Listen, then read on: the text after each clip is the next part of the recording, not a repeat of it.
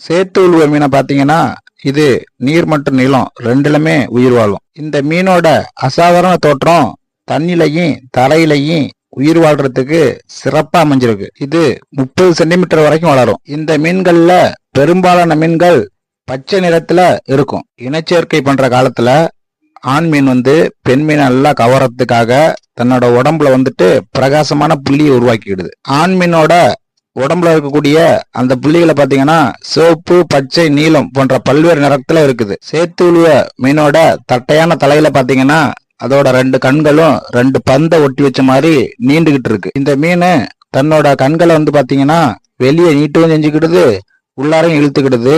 அந்த அளவுக்கு திறன் பெற்ற மீனா இருக்கு இந்த சேத்துழுவ மீன். இந்த மீனோட சிறப்பான அம்சம் என்னன்னா அதனோட மார்பு துடுப்பு தான். இந்த மார்பு துடுப்பு அந்த மீனோட மார்பு பகுதியில முன்னோக்கி அமைஞ்சிருக்கு. நாம ரோட்ல நடக்கிறதுக்கு